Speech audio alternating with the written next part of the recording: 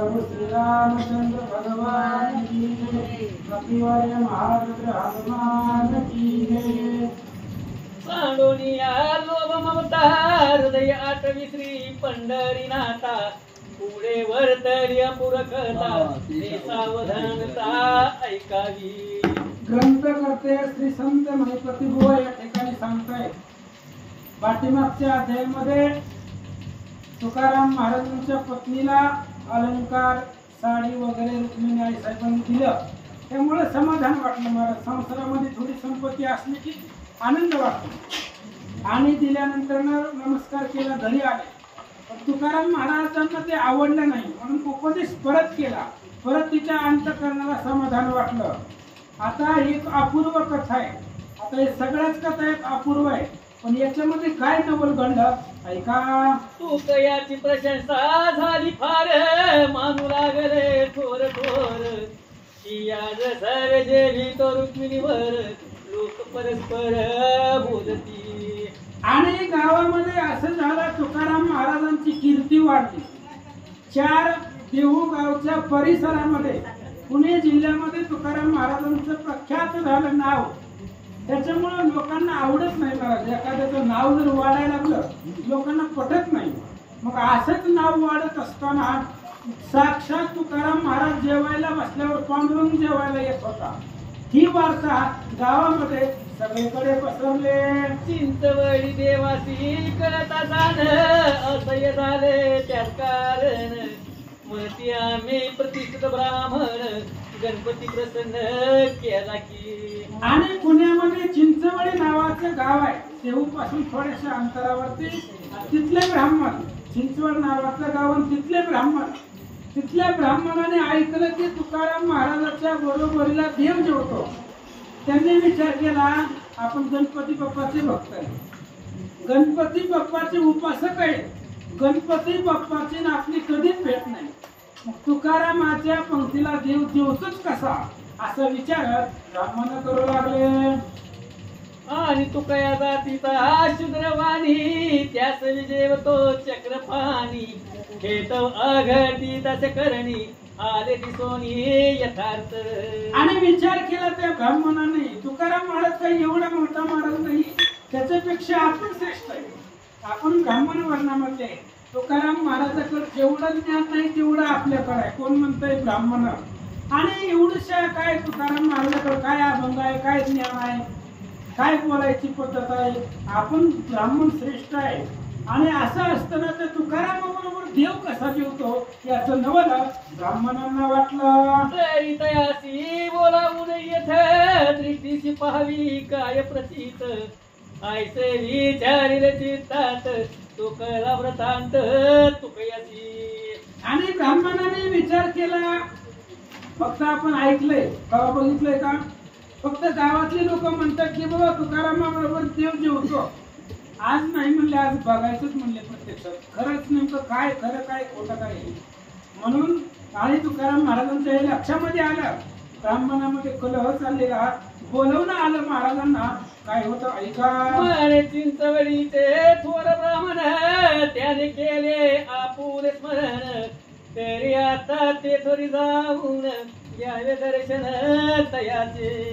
आणि तुकाराम महाराजांना निरोप आला देहू गावामध्ये, म्हणले महाराज चिंचवडीचे ब्राह्मण आहेत, प्रतिष्ठित आहेत, श्रेष्ठ ब्राह्मण लोक आहेत तिथले, आणि तुम्हाला त्यांनी बोलवलंय, त्यामुळे तुम्ही जावा त्यांच्या भेटीला असं सांगतात। आईची कल्पना धरून पोटी सत्वर निघाला उठा उठी मग मूषक वाहनाची घेऊन भेटी बैसले निकटी देवाचे। आणि ब्राह्मण गणपती बाप्पाचे भक्त होते, गणपतीचे उपासक होते। तुकाराम महाराजांनी निरोप ऐकला, देहू मधून निघाले, चिंचवडला आले, पहिल्यांदा गणपती बाप्पाचं दर्शन घेतलं। तुकाराम महाराजांनी गणपती बाप्पाचं दर्शन घेतलं आणि ब्राह्मणाच्या जवळ बसले। तुकयासी देखोन या त्यानी म्हणते इच्छित होते जे मनी हे अनायासे आले घडून चमत्कार नाही पहावा। तुकाराम महाराजाला त्या ब्राह्मणाने पाहिलं आणि विचार केला, आपल्या मनामध्ये जे आहे ते आता प्रत्यक्षात घडून येईल। काय मनामध्ये होतं, देव ह्याच्या बरोबर जेवतोय कसा, आम्ही एवढे गणपती बाप्पाचे उपासक आहेत, त्यांना एवढे 2 तास आम्ही गणपतीच्या पूजेला लावतोय, तरी गणपती आमच्या स्वप्नात येत नाही. मग पांडुरंग ह्याच्या पंक्तीला कसं जेवतोय हे प्रत्यक्षित पाहण्यासाठी तुकाराम महाराज तिथं आले होते. तुकारामाला पाहिलं, ब्राह्मणाला आनंद वाटला. तो सहज पातला मध्यान काळ पंक्तीशी बैसले ब्राह्मण सकळ. तू कयाचे पात्र ते वेळ वाढीले तत्काळ तयारी. आणि मध्यान्ह काळ झाली म्हणजे दुपारची वेळ झाली. मध्यान्ह काळ म्हणजे सूर्य डोक्यावरती येत असतो, त्याला मध्यान्ह काळ 12 वाजले होत्या, कडकडीत ऊन चालू होतं. जेवायचा टायमिंग झाला, सगळे ब्राह्मण बसले. तुकाराम महाराजांना बसवलं, सर्वांना पत्रवळ्या वाटल्या. काय घडलं? तो देवाची म्हणे वैष्णव भक्त आमुता सांगती पंढरीनाथ. तो भोजनाची येईल येत तरी आणि एक पात्र वाढावे. आणि ब्राह्मणाने सगळ्यांना पात्र वाढले. तुकाराम महाराजांना एक पत्रवाळी वाढली आणि सगळ्यांना वाढून घेतलं.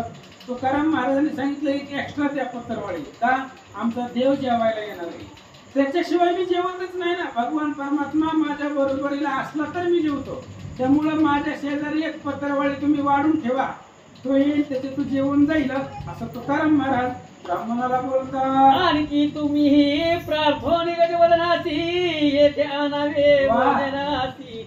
वचन ऐकताच मानसी आश्चर्य देवासी वाटले. तुकाराम महाराजांनी सांगितलं, माझा देव जेवायला येतोय, त्याला बोलवावं लागत नाही, पण तुम्ही मी तुमच्या गणपती बाप्पाला बोलवा.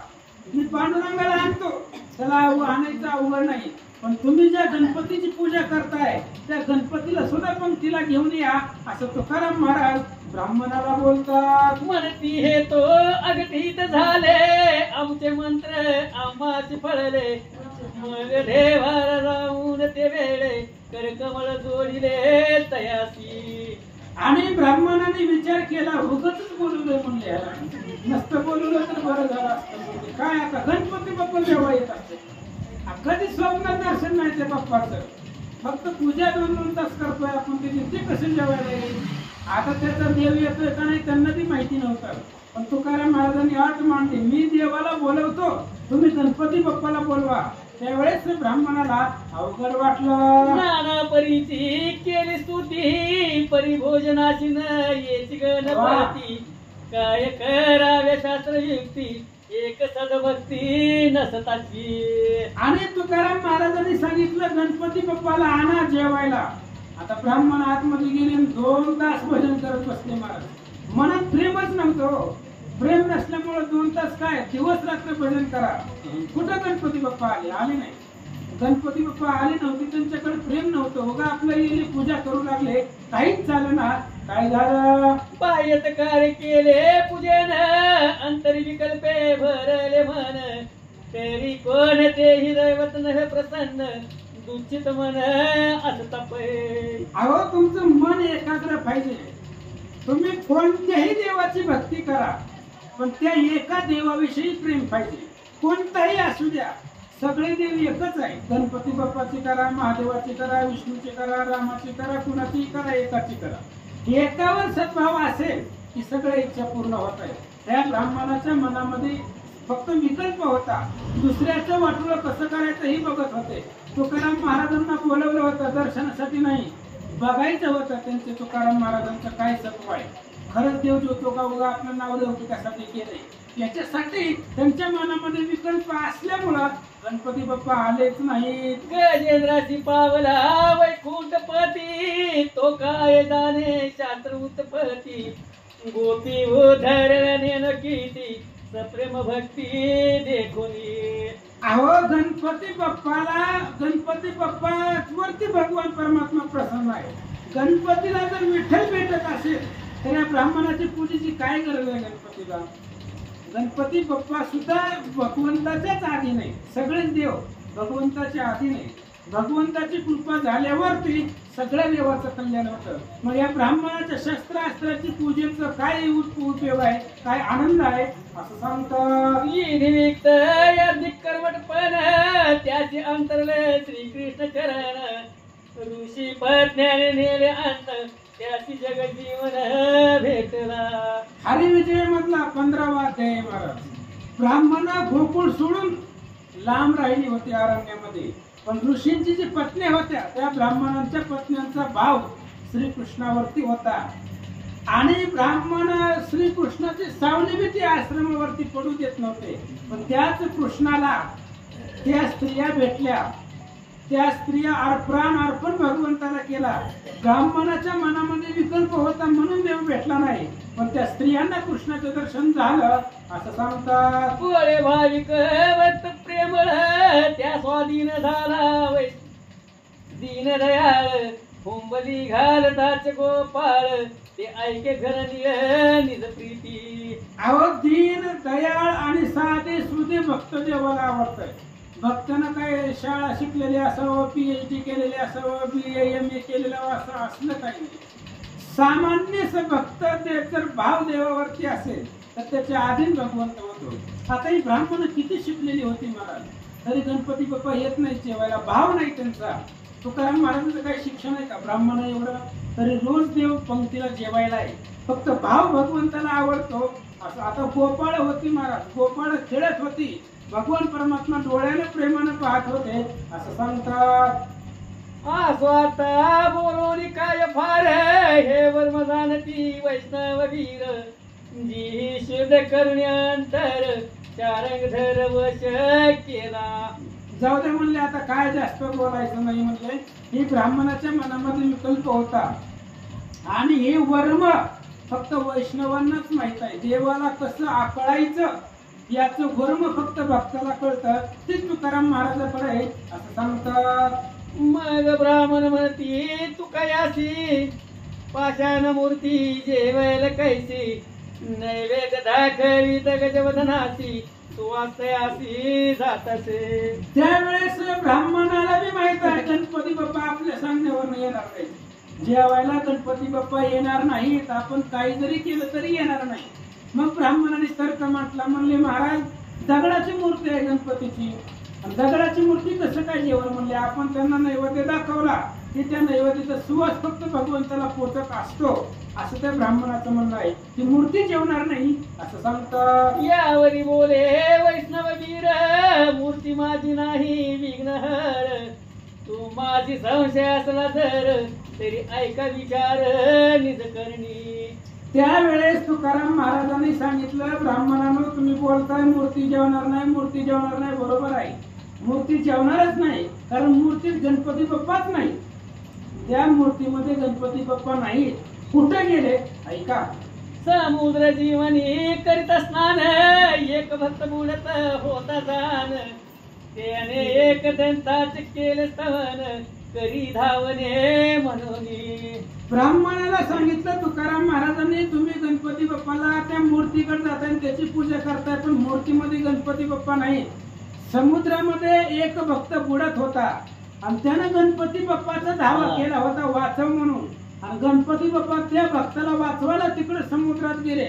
या मूर्तीमध्ये गणपती नाही. तर तुकाराम महाराज सांगू लागले, दयासी काढावया त्वरित विनायक गेले असं याची पाहणे असेल प्रचित तरी बैसावे मुहूर्त क्षणभरी. तुकाराम महाराजांनी सांगितलं इथं गणपती बाप्पा नाही, त्या भक्ताला वाचवायला समुद्रामध्ये गेले. बघायचंय का तुम्हाला. त्या भक्तानं दावा केला होता आणि त्याच्या भक्तीला धावून गेले. तुम्हाला जर बघायचं असेल खरंच तर थोडस इथं थांबा, लगेच प्रचिती दाखवतो. तुकाराम महाराज बोलतात, देवारी नसता गजवदनासी तुम्ही नैवेद्य दाखविला कवनासी ऐसे बोलत तू कयासी आश्चर्य देवासी वाटले. तुकाराम महाराजांनी सांगितलं पंचपक्वानाचं ताट घेऊन आतमध्ये गेला. मंदिरामध्ये गणपती बाप्पाच नाही. मला माहित आहे ती कुठे गेले. मग तुम्ही नैवेद्य दाखवला कुणाला. त्या ब्राह्मणाला काय कळणार आहे महाराज. अंतरीच्या खुणा कळत नसतायत. अंतकरणामध्ये भाव असेल तर लक्षात येतो. ज्ञानानं भगवंताला कळताच येत नाही. म्हणून भक्ती प्रेमाविना ज्ञान नको देवा. आधी भक्ती आणि प्रेम पाहिजे, मग ज्ञान. भक्ती प्रेमामध्ये महत्वाचं आहे. त्याच्यामुळे तुकाराम महाराजांनी सांगितलं गणपती बाप्पा नाहीतच, मग तुम्ही नैवेद्य दाखवला कोणाला? तो एक मुहूर्त लोटातच त्यांनी कौतुक देखील आपुले नाही. गणपतीची मूर्ती सिंहासनी उदके भरून नितळत. आणि एक मुहूर्त ते तिथं बसल्यानंतर ना त्यांनी मूर्तीकडे पाहिल्यावर त्यांच्या लक्षामध्ये असं आलं, आता आपण मूर्ती घेतली पाण्यात बुडवली आणि वर काढली, त्या मूर्तीमधनं पाणी गळत असतं, पाणी सांडत असतं. त्या सगळ्या गणपती बाप्पाच्या डोक्यापासून सगळ्या मूर्तीमधून पाणी बाहेर निघत असताना सर्वांनी पाहिलं. पितांबर पिळोनी पाहता जाण तो शार लागले समुद्र जीवन. हा चमत्कार अद्भुत गहन देखून आश्चर्य करतात. आणि गणपतीनं परिधान केलेला पितांबर पिळला, खारं पाणी लागलं महाराज. त्या पितांबरापासून पाणी निघलं, ती खारं लागलं. चुकून पाहिलं पाणी ती खारट होतं. कारण तुकाराम महाराजांनी सांगितलं होतं, समुद्रात गेले गणपती, भक्त म्हणून तसं देवाला करावं लागतंय. गणपती बाप्पाची पूजा ही ब्राह्मण करत होते, पण गणपती बाप्पा तुकाराम महाराजांच्या पार्टीमध्ये होते, ते म्हणून तसं करत होते. ह्या ब्राह्मणाला सगळ्यांना आश्चर्य वाटलं. असं सांगतात, तो कयासी पुसती द्विजवर किमर्थ भिजला असे पितांबर. यावरी म्हणे वैष्णव वीर आले विघ्नहर येठाई. आणि त्यावेळेस विचारलं, म्हणले कस काय पितांबर वाला कस काय झाला? म्हणले काय नाही, गणपती बाप्पा समुद्रातनं महाकाली आलेत. म्हणले त्या भक्ताला वाचवायला गेले होते, त्याला बाहेर काढलं आणि समुद्रात देव बाप्पा भिजले होते आणि भिजल्यामुळे त्यांचं वड झालंय, असं तुकाराम महाराज सांगू लागले. निज भक्त बुडत झालं त्याचे सत्वर केले धावण. आयल धीर वैसोन त्या कारण गजवदन आले की. आणि मग भक्त बुडत होता पाण्यामध्ये आणि भक्ताला वाचवण्यासाठी गणपती बाप्पा गेले होते, त्याच्यामुळे ते भिजलेत पाण्यानं. आणि त्या भक्ताचा प्राण वाचवून त्याला वाचून गणपती बाप्पा इथं आले. तुकाराम महाराज सांगतात, ऐकून तू याची वचनोक्ती देवनी जमानी आश्चर्य करीती. मने विष्णू भक्ताची अद्भुत स्थिती आपला प्रती नव्हे. तुकाराम महाराज जसं बोलत होते तसंच घडत होतं महाराज. आणि प्रचित लगेच पाहायला मिळायची त्यांना. त्याच्यामुळे ब्राह्मणाने विचार केला, आपण तुकाराम महाराजाबद्दल जो विचार करतोय त्याच्या पलीकडे महाराज आहे. आपल्या लक्षामध्ये येणार नाही, कारण आपल्याकडे ज्ञानाचा अभिमान आहे. पण तुकाराम महाराज वैष्णव आहे, त्यांचा महिमा आपल्याला कळणार नाही. ब्राह्मण लोक सांगतात, पुढती ब्राह्मण काय बोलत समुद्राशी गेले पार्वती सूत. हे तुम्हाचे कैसे झाले सूत साक्षात प्रचिती दाखविली. ब्राह्मणाने विचारलं तुकाराम महाराजांना, म्हणले महाराज तुम्ही तर आमच्या पशीच बसलेले, इथंच बसले, मग गणपती बाप्पा समुद्रात गेले तुम्हाला कसं कळलं? कोणाला काय म्हणले गणपती बाप्पा? तुमच्या लक्षामध्ये कसं आलं की तुम्ही आमच्या पशी बसलेले आहेत, आमच्यापासून हल्ले नाहीत, कुठं गेले नाही, मग गणपती बाप्पा पाण्याकडे गेलेले तुम्हाला कसं कळलं? आम्हाला सांगा. ब्राह्मण वर्ग बोलू लागला, पुंडरी गौरदेव हरिठल श्री ज्ञानदेव तुकाराम पंढरीनाथ भगवान की जय, गोपाल कृष्ण भगवान की जय. श्री गणेशाय नमः श्री पांडुरंगाय नमः. तू कयासी पुसती द्विजवर किमार्थ भिजलासे पितंबर. यावरी म्हणे वैष्णव विराले विघ्न हर येठाई. निज भक्त बुडता जाण त्याचे सत्वर केले धावण. आईला तिरी वैसवणी त्या कारण गजवदन आले की. आणि मग विचार केला, तुकाराम महाराजांनी सांगितलं त्या भक्ताला वाचवायला गणपती बाप्पा गेले होते आणि तिथून इथं आले, त्याच्यामुळे त्यांचं पितांबर त्यांचं शरीर ओलं आहे. महाराज सांगू लागले, ऐकोनी तुकयाची वचन युक्ती देवाने जमनी आश्चर्य करीती. म्हणे विष्णू भक्ताची अद्भुत स्थिती आपणा प्रतीने तसे. आणि तुकाराम महाराजांचं बोलणं ऐकलं ब्राह्मण वर्गांनी आणि विचार केला तुकाराम महाराज विचाराच्या पलीकडचे ते वैष्णव आहे, त्यांची ताकद, त्यांची कीर्ती, त्यांचा भाव आपल्याला कळणार नाही असं सांगतात. ओळती ब्राह्मण काय बोलत समुद्राशी गेले पार्वती सुत, हे तुम्हाशी कैसे झाले श्रुत, साक्षात प्रचित दाखविली. ब्राह्मणाने विचारलं तुकाराम महाराजांना, म्हणले महाराज तुम्ही इथंच बसलेत आमच्या शेजारी, आल्यापासून इथंच आहे, मग गणपती बाप्पा पाण्यामध्ये गेलेलं तुम्हाला कसं कळलं? आता हे जर खोटं म्हणावं तर प्रचित आहे, प्रत्यक्ष आहे, आणि प्रत्यक्षाला प्रमाणाची गरज नाही.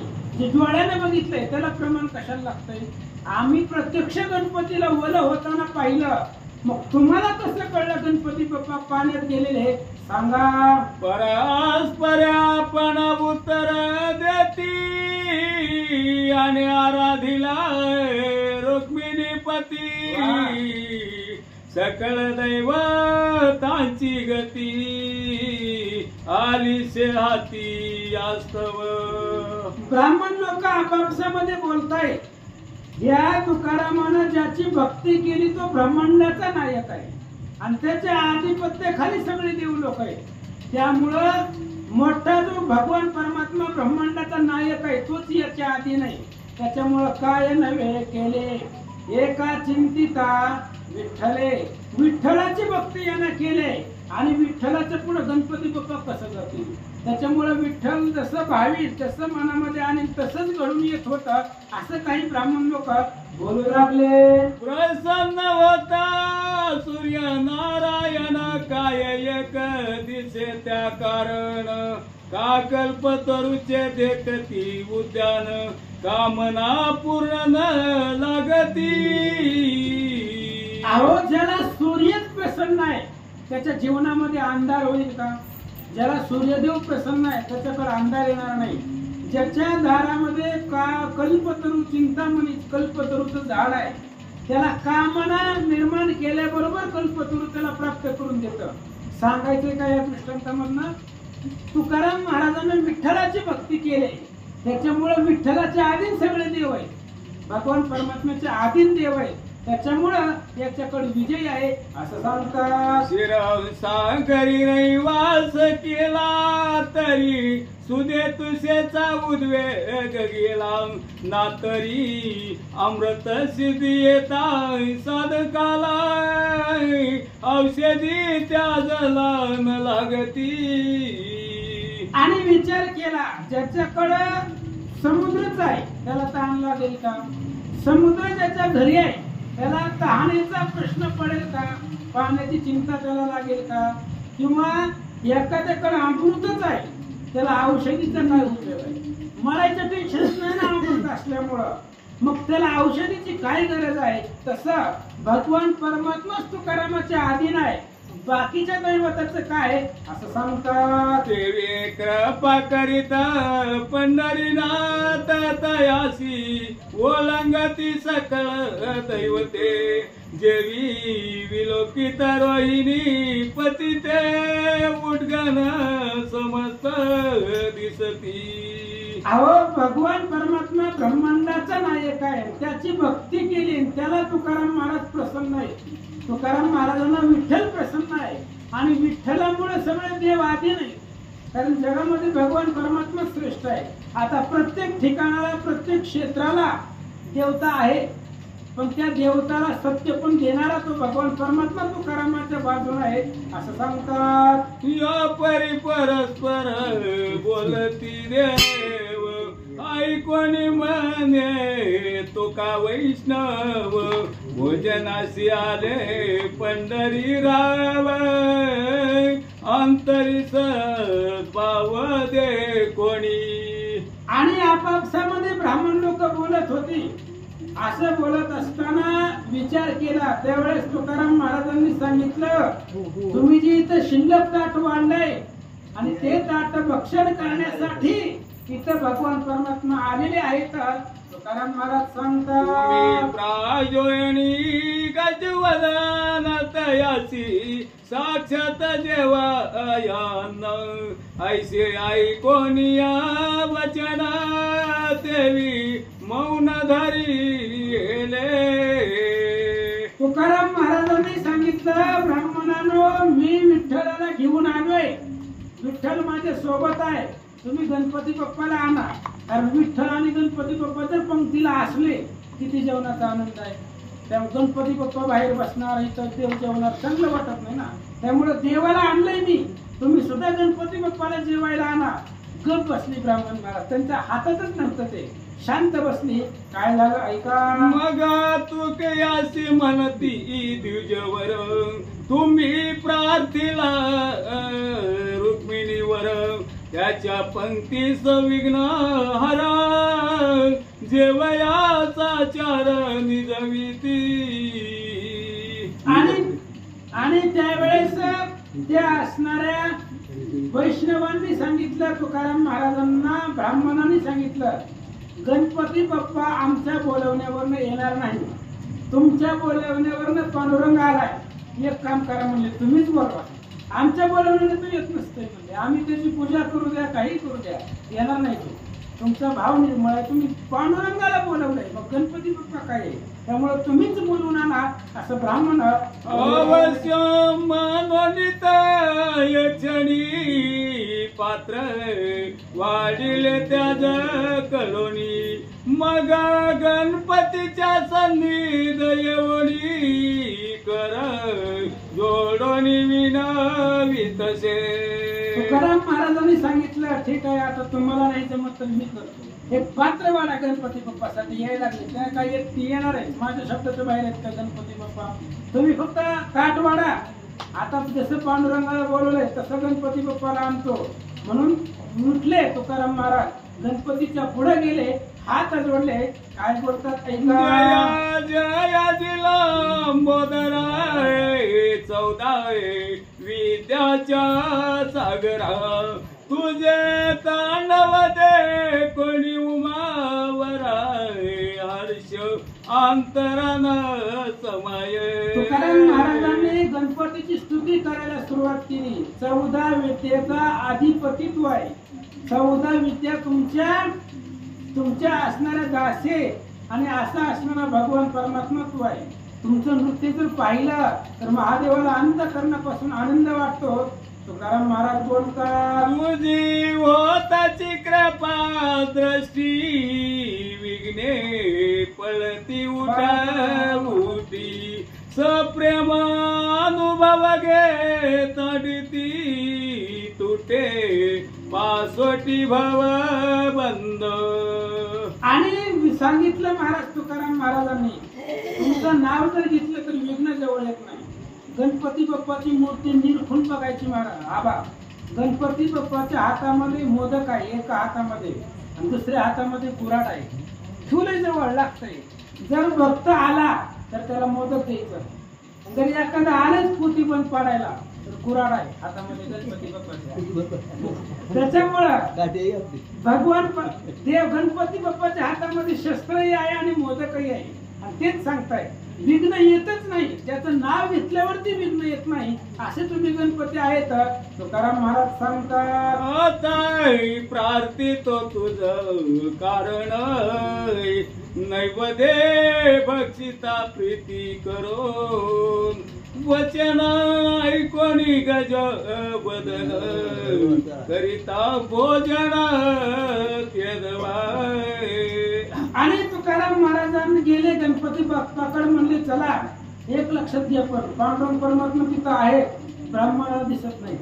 गणपती बाप्पा बी पंक्तीला आहे, पण ब्राह्मणाला तेवढं पुण्य कुठं आहे, त्यांचं देव दिसत नाही एवढं अजिबात नाही. फक्त तुकाराम महाराज विठ्ठल आणि गणपती तिघातच चालू आहे, तिघ एकमेकाला दिसतात. गणपती बाप्पाही जेवायला आले पण काही ब्राह्मणाला दिसले नाही. एके पात्री रुक्मिणी रमण त्या सन्निध गजवदन तुकयाच्या भक्ती स्तव जान बैसले वनी उभयता.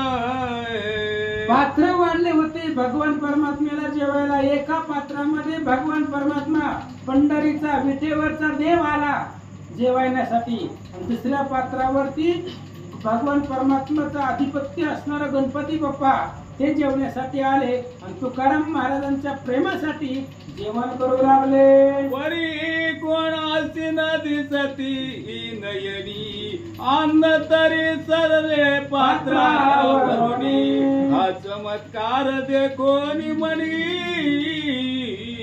आश्चर्य वाटले देखता.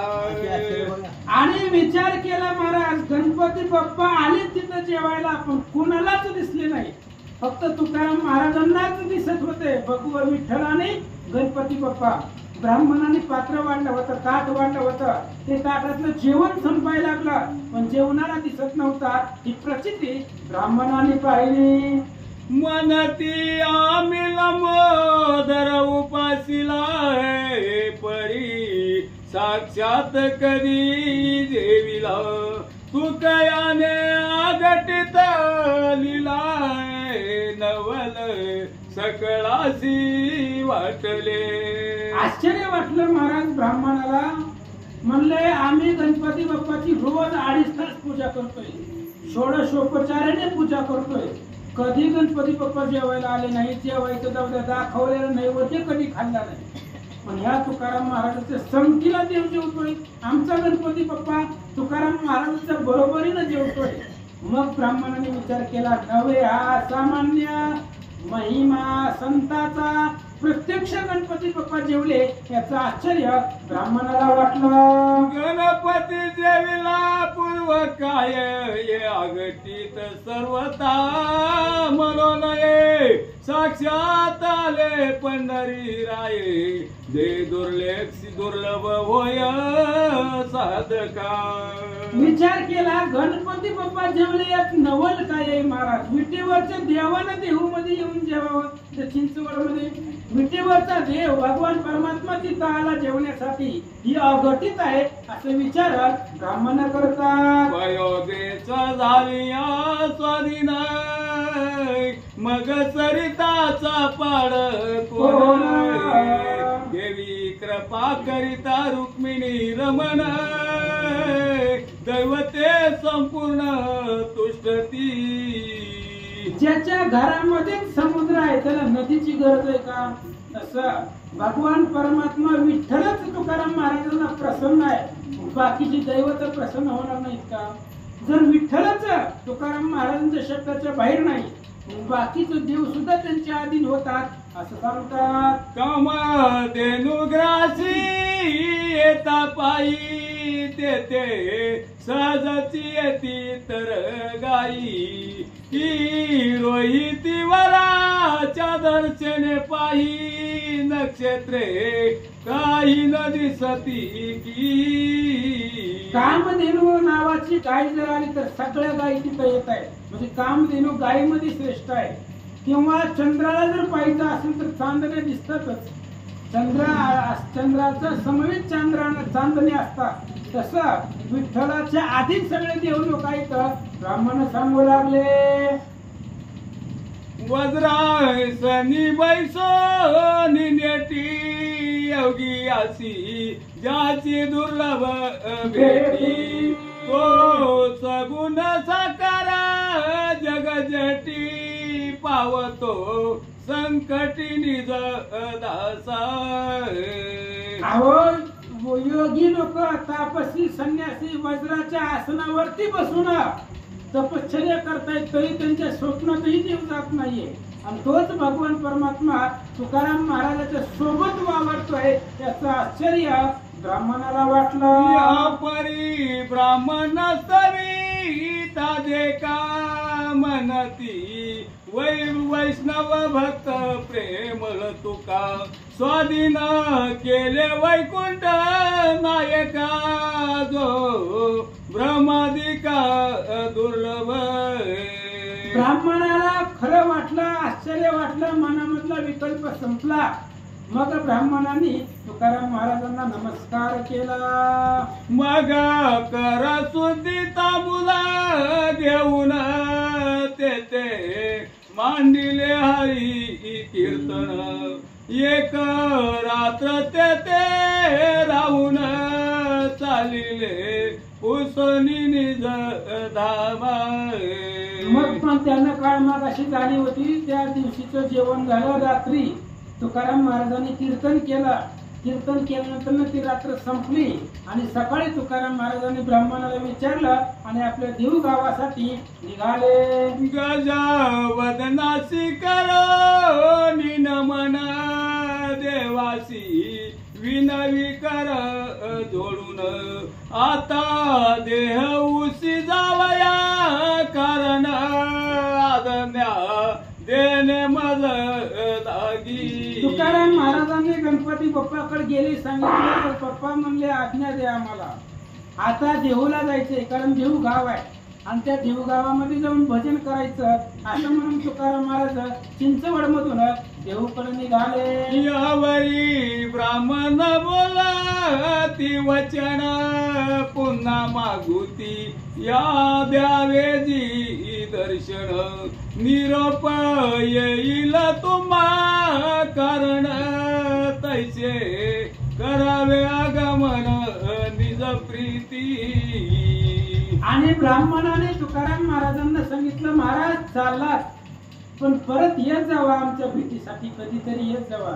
इथं आसपास कधी आला तर आम्हाला भेटीत येत जावा. कधी आम्ही बोलवलं तर आमच्या शब्दाला मान देऊन आम्हाला इथं दर्शनासाठी येत जावा असं ती ब्राह्मण लोक तुकाराम महाराजांना सांगतात. अवश्य मनोनी वैष्णव भक्त तेतोनी चालिले अति त्वरित ग्रामाच समीप येता निश्चित तो एक माळी अकस्मात पातला. आणि चिंचवड मधून तुकाराम महाराज देऊ गावला निघाले आणि देऊ गावला जात असताना त्या ठिकाणी गावाच्या जवळ आल्यावर एक मळा लागला आणि त्या मळ्याचा मालक माळी तिथं तुकाराम महाराजांना भेटला. काय झालं उद्या बघायचं आहे का? नाही तिसरा नंबर काय कथा बदलली म्हणलं मुलगा. कथामध्ये वाटते बघा सगळ्यांना संधी व्हायला पाहिजे. या अरे या की ताई पुढं नाही द्या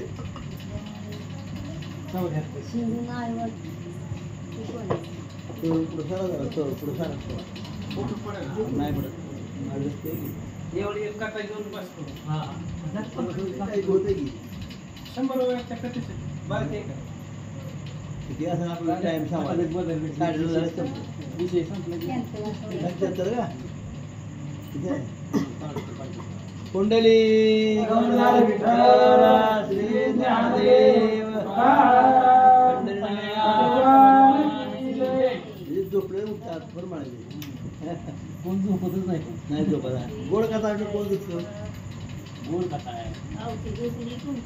यावरी ब्राह्मण बोलती वचन पुन्हा मागुती द्यावे दर्शन निरोप येईल तुम्हा कारण ते करावे आगमन निज प्रीती. अवश्य म्हणून वैष्णव भक्त ते तुम्ही चालले अति त्वरित ग्रामा समीप येता निश्चित तो एक माळी अकस्मात पातला. हा पुरा झाली हा तू पयाशी करून साष्टांग नमन कर जोडून बोले वचन माळी आता गुराळ लागले झालं तेथवर आगमन करावे. आणि त्यावेळेस विचार केला.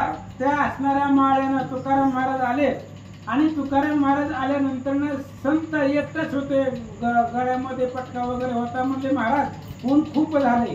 आमचा मळा आहे आणि मळ्यामध्ये ऊसाचं सीझन चालू आहे. सध्या ऊस लावलाय आम्ही आणि त्या असणाऱ्या ऊसाचं थोडं बघा म्हणली चव वगैरे खाऊन जावा. बायका लेकरांना घरी घेऊन जावा.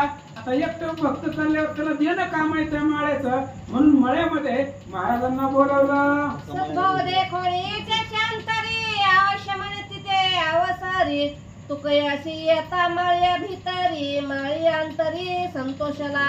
आणि तुकाराम महाराजांनी सांगितलं ठीक आहे तुमची इच्छा आहे तर चला म्हणले. आणि तुकाराम महाराज त्या माळ्याच्या मळ्यामध्ये आल्यानंतर त्या सद्भक्ताला आनंद वाटला. पैसावयाशी त्यावेळी घडी करोनी टाकिले चवाळे म्हणे धन्य भागे माझे सफळ ते दीनदयाळ पातले. आता तुकाराम महाराज आले होते. महाराज शेतकऱ्याच्या घरी इथं गेल्यानंतर काय गादी असणार आहे का बसायला? शेतकरी आहे सर्वसामान्य आणि त्या शेतकऱ्याच्या घरामध्ये तुकाराम महाराज त्याच्या मळ्यामध्ये मळ्यामध्ये रानामध्ये शेतामध्ये आल्यानंतर ना महाराजांना बसायला चवाळ टाकलं आणि त्या चवाळ्यावरती बसवलं असं सांगतात. इच्छुदंड मोडळी लवड सवडी काढून दिली मध्यकांडी परी तुकयाशी तेथीची गोडी नगरूचे चोखडी सर्वथा. आणि आता तुकाराम महाराज चवाळ्यावरती बसले आणि बसल्यानंतर ना त्यांना काहीतरी गोड धोड द्यावं. आम्हाला साखर दिली आज कमानाची आज आली दोन गोड पडलं आल्यापासून म्हणले आता महाराजांना काहीतरी द्यावं त्यांचंही तोंड गोड करावं म्हणून एका मळ्यामध्ये गेला मोठा ऊस तोडला आणि त्या ऊसाची एकच कांडी म्हटली ती तोडली तुकाराम महाराजांना दिली. पण तुकाराम महाराजांचा विषयच भगवान परमात्मा झाला होता त्याच्यामुळे आनरस त्यांना आवडत नव्हता असं सांगतात. ज्यांनी ब्रह्मरस शेवला प्रीती त्याशी तर सर्वता नावडती जे विद्येन कराचे लागता संगते दीपक दिसती ते जहीन. अहो ब्रह्मरस तुकाराम महाराजांनी चाकला होता. ब्रह्मरसाची गोडी तुकाराम महाराजांना माहिती होती. मग त्या ब्रह्मरसाच्या गोडी पुढे ही ऊसाची गोडी काय असणार आहे.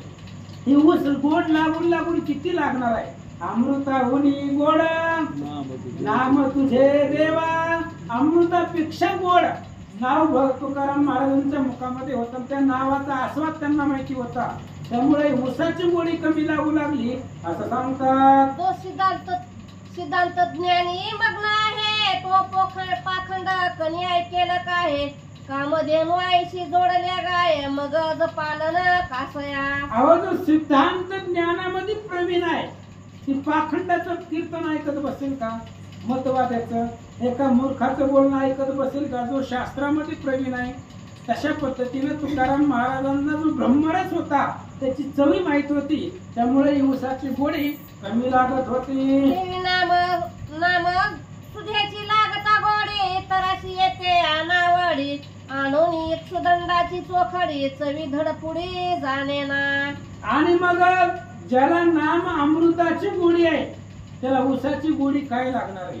त्या आता माळ्याने त्याचं कर्तव्य होतं महाराजांना ऊस देण्याचं ते दिलं पण त्याची चव महाराजांना वेगळी वाटत होती. परिमयाचा सद्भाव देखोनी तेथे बैसले निवांत क्षण त्याने स्वजोळ पात्र उठवून रस आणून पाजिला. आणि माळ्याचा सद्भाव होता महाराज त्याचं प्रेम होतं. आता त्या माळ्याची तुकाराम महाराजांची काही सोयरीक नव्हती पण त्यांच्या विषयी प्रेम होतं आणि परक्या लोकांचंच प्रेम जास्त असतं महाराज. बाहेरचे लोक जास्त अफाट प्रेम करत असतात निस्वार्थी प्रेम असतं ते. तुकाराम महाराजांनी त्या माळ्याचा सद्भाव पाहिला. ती माळी गेला ती ऊस घेतला आणि त्या ऊसामधून रस काढला गिलासामध्ये रस भरला आणि तुकाराम महाराजांना प्यायला दिला. जाते समूहे तुका प्रती माळी कर जोडणे करी विनंती की ऊस न्यावे लिपुरा प्रती मंदिरा प्रती आपुल्या. आणि तुकाराम महाराज निघाले तिथून जात असताना माळ्याने सांगितलं महाराज ही अख्खा ऊस आपलाच आहे म्हणले एकर बद्दल त्यातली एखादी मुळी घेऊन जावा. बायका लेकर आहेत घरामध्ये आमच्या ऊसाची गोडी त्यांनाही कळाल त्याच्यामुळे तुम्ही न्या 2-4 तुम्हाला काय लागते तेवढे ऊसाच्या कांड्या घेऊन जावा. तो माळी तुकाराम महाराजांना बोलू लागला. आकुळून एक सुदंड एके ठाई बांधून दिकले ते सवय ते खांद्यावर घेऊन लवलाय ते तुम्ही सत्वरी चालिले. आता त्या माळ्याने काय केलं महाराज 10-15 ऊस मोडले ऊसाचे पूर्ण आणि त्याची एक मोळी बांधली आणि मोळी बांधून तुकाराम महाराजाकडे दिली. म्हणले जावा कुटुंबामध्ये न्या म्हणलं बायका लेकर सगळी खात्याली म्हणून तुकाराम महाराजांनी खांद्यावरती ती ऊसाची मोळी टाकली आणि देहूगावला निघाले. देवशी प्रवेशता तुकयास गावीचे लेकोरे मागती ऊस तेव्हा आपले परंपरावेन दिसे त्यास देत ऊस त्या प्रती. आणि तुकाराम महाराज ऊसाची मोळी घेऊन चालले होते आणि गावाच्या जवळ आल्यावर गावात लेकरं होती महाराज लहान लहान त्यांना काय आता ऊस दिसलं मागायला लागली लेकरं. आता लेकरं मागायला लागल्यानंतर तुकाराम महाराजांनी विचार केला नाही महाराज आपले तर दुसऱ्याचे बरं ह्यांना जर दिलं तर आपल्या लेकराचं काय होईल याचा विचार महाराजांनी केला नाही. लेकरं ऊस मागतात म्हणून तुकाराम महाराज देऊ लागले. जैसा धनी आणि तस्करा दीपकाशे सारिखे निरंतर की दरिद्री आणि इंद्रपवर याशी प्रकाशे दिनकर सारिखा. अहो घरधनी घराचा मालक असो किंवा चोर असो दिव्याला काय घेणं देणं. दिव्याचं काम आहे उजेड देणं मग त्या उजेडामध्ये चोरी हो किंवा चांगलं काम हो, दिव्याला काय करायचे? दिव्याचं स्वभाव आहे उजेड देणं. तसं तुकाराम महाराजांचा स्वभाव आहे. आता लहान लेकर ऊस मागत होते, त्याच्यामुळे देऊन टाकला. की चुत वृक्षानी बाबुळ जाण गंगा तीरी उगवली दोघे जण परीची जला आधी कळवणे. की चुत वृक्षानी बाबुळ जाण गंगा तीरी उगवले दोघे जण परीची जला आधी कळवणे न वाटे जाण सर्वथा. आता गंगा नदीच्या किनाऱ्यावरती बाबळही उगवलं आणि आंब्याचं झाडही उगवलं. आता आंब्याच्या झाडापासून फळ आहे, बाबळीपासून काय भेटतं? मग त्या गंगा नदीला काय फरक पडायलाय? तिच्या किनाऱ्यावर काय का उगवणं, काय तिला करायचंय? तसं तुकाराम महाराजांचा स्वभाव होता. सगळीकडे भगवंत हे मान्य करत होते, त्याच्यामुळं लहान लेकरांनी ऊस मागितला, दिला. ना तर उर्वरी जाण वसती मुंगे आणि वारण समविषमन वाटे तिज लागून लेकी समान दोहिते. त्या संख्ये जळचरे जाण पळत भीत वसती रात्रंदिन अपपार हा भाव जाण तोन लेखीच सर्वथा. ना तरी पौर्णिमेचा आणि शापती प्रकाश सारिका सर्वाप्रती तैसाची भाव तुकायचा निश्चयाची अद्भुत स्थिती निरूपण. इच्छुदंड न्यावे आपुले घरी हा आठव सर्वता नाही अंतरी सर्वाभूती मैत्री व बरी दृष्टीच्या राज्याने सारखे. आणि मग तुकाराम महाराजांनी विचार केला नाही, आपली घरी बी लेकरं आहेत, बायको आहे, पत्नी आहे, त्यांनाही ऊस न्यावा. लक्षात आलं नाही महाराज, लहान लेकरं ऊस मागतात, त्याच्यामुळे त्यांनी तुटीला आपल्या घराकडे न्यावं हे त्यांच्या लक्षामध्ये आलं नाही, असं सांगतात. मुलांशी वाटीता औषध एक घराशी नेवाया उरला एक कांतीने देखील सम्यक देखुने संताप वाटला. आणि तुकाराम महाराज मुळी घेऊन आले होते. आता गावातल्या अख्ख्या लोकांनी बघितलं होतं, मुळी आणले आणि गावातल्या लेकरांनी ऊस मागितला, देऊन टाकलं सगळ्याला. एकच ऊस राहिला आणि तेवढाच ऊस घेऊन घरला गेले. बायको बघत होती कल्लीत ना, म्हणले आपल्या घरी लेकरांना 4-4 दिवस मिळत नाही म्हणले काय खायला, आणि बाबा सुरू वाटीत फिरतोय म्हणते दुसऱ्याच्या लेकराला. हे आईचा स्वभाव आहे महाराज. आईला आपलं लेकरू प्रिय असतं, मग ती कसं का असना. हे तुकाराम महाराजांच्या पत्नीनं पाहिलं, राग आला, काय करते ऐका. तो घराशी येऊन वैष्णवीरा कांतीशी बोले मधुरोत्तर तिने ऊस घेऊन सत्वर मग कठीण उत्तर बोलिले. आणि त्यावेळेस बाई तुकाराम महाराज आले दारामध्ये, हाक मारली आणि तुकाराम महाराजच्या पत्नीनं आधी ऊस घेतला. बोलायचं नाही म्हणजे आधी ऊस घेऊ, बोलल्यावर ऊसच नाही दिल्यावर काय करायचं, लेकरांना काय करायचं म्हणून आधी ऊस घेतला. बायकोलाही हुशार असते. आधी ऊस घेतला हातातनं, मग तुकाराम महाराजांना बोलायला सुरुवात केली.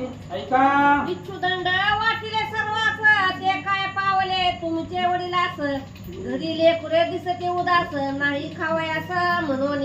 तुकाराम महाराजांच्या पत्नीने सांगितलं, काय लेकरांना ऊस वाटीत फिरले म्हणले, काय आता तुम्ही दिल्या लेकरांना काय तुमच्या पित्याला भेटलं का म्हणले. इथं लेकरं उपाशी मारायले, लेकरांना 4-4 दिवस खायला भेटत नाही आणि दुसऱ्याच्या लेकराला ऊस वाटीत फिरता, असं बायको त्यांची बोलू लागली. मग संस्कृत होऊन अंतरी इच्छुदंड मारला पाठीवरी दोन कांडी पडली भूमीवर एक निज करी राहिली. आणि मग ऊस होता महाराज हातामध्ये, राग खूप भयंकर आला होता, कारण त्याची बायको दरवाज्यातनं बघत होती.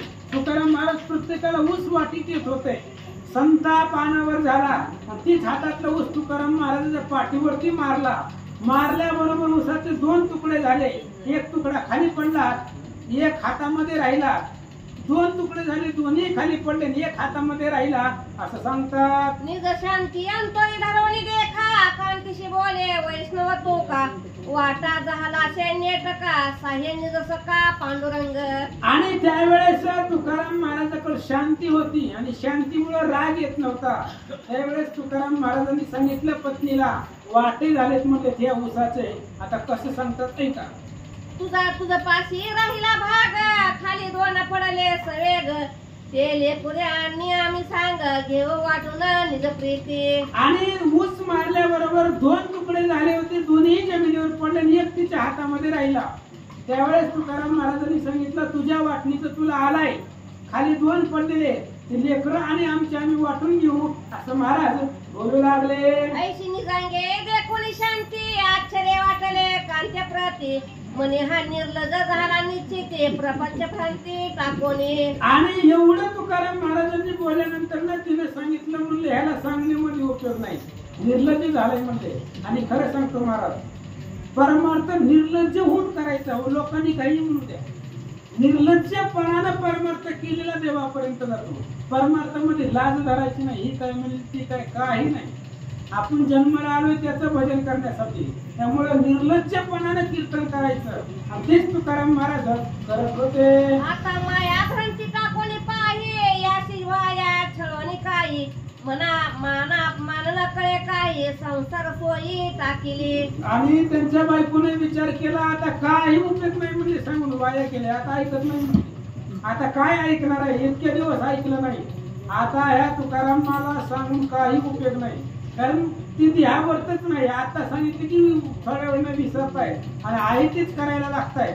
संसारावरती पाणी सोडलं आणि सगळंही विसरून गेले असं त्यांची पत्नी विचार करू लागली. ऐसा विवेक कवळी चित्ता निवांत राहिला निजकांता तुकयाची शांती वर्णिता तुलनेशी दृष्टांत न एकी. आणि इकडं त्याची पत्नी तुकाराम महाराजाची पत्नी शांत बसली आणि शांत बसल्यानंतर ना तुकाराम महाराजाकडे जो शांती होती त्या शांतीचं त्या विवेकाचं वर्णन करायला दृष्टांत नाही तर असं ग्रंथकर्ते सांगतात. मग विवेक कवणे महिपती पुरातन भक्तांच्या धुंदुन्या स्थिती तो एकांत दशस्कंदी उद्धव प्रती कधी कथा सांगितली. आणि मग ग्रंथकर्त्यांनी पाहिलं तुकाराम महाराजाकडे शांती आहे, त्या शांतीचं उदाहरण कुठं सापडतंय का? मग नाथ भागवतामध्ये 11व्या स्कंदामध्ये त्यांना सापडलं. उद्धव आणि श्रीकृष्ण यांचा संवाद महिपती बुवांनी पाहिला. काय होतं ऐका. ते एकनाथाचे तिच्यावरून परिसले असेल संत सजने तैशीच तुकयाची शांती नाही दृष्टांती तसे येतसे. महिपती महाराजांनी सांगितलं तुकाराम महाराजांची शांती किती आहे. एकनाथ भागवतामध्ये 11वा स्कंद 10वा स्कंद त्याच्यामध्ये एकनाथ महाराजांनी त्याचं वर्णन केलंय त्या उद्धवाच्या शांतीचं आणि तेच तेवढीच शांती तुकाराम महाराजाकडे आहे पहा असं सांगतात. हे उपमा देत जाणं मग दिसून येतसे गाणं जे कदर युने घेतले संन्यास ग्रहण मग केशण तयाचे. हे उपमा देत जाणं मजला दिसून येतसे गाणं जे कदुर्याचे घेतले संन्यास ग्रहण मग केले क्षण तयाचे.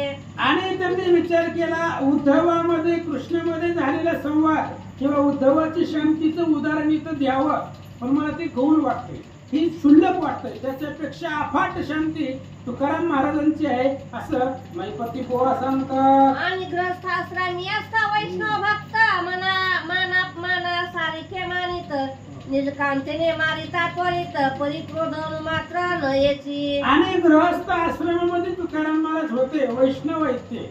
गृहस्थ आश्रमामध्ये होते, संसाराचा जोड घेत नव्हते. बायकोनं मारलं तुकाराम महाराजाला तरी राग आला नाही असं सांगतात. म्हणून उपमा द्यावयाशी पाही दृष्टांत न पुरे कवने ठाई जैसा क्षीरसागराचे तुळणे सही पाही रत्नाकर काही येईल. आणि म्हणून मला उपमा देवी वाटत नाहीये. बायकोनं मारल्यावर सुद्धा ज्याला तिळ मात्रही राग येत नाही असे तुकाराम महाराज आहे. आपल्या बायकोनं उलट जरी बोलू दे, उलट मारायचा विषय नाही. तसा तुकाराम महाराजांची अफाट शांती आहे आणि त्या शांतीचं वर्णन मला करता येणार नाही. ग्रंथकर्ते सांगतात की संयुजतेचे संहितेचे निश्चिते सुलकता समीपती नसरती तुकयाची तैशी दूत स्थिती सौभाग्य होती जाणीजे. सायुज्य नावाची मुक्ती आहे आणि ती सायुज्य नावाच्या मुक्ती पुढे बाकीच्या 3 मुक्त्या कामाला येणार नाही. त्याची बराबरी सायुज्याला करता येत नाही.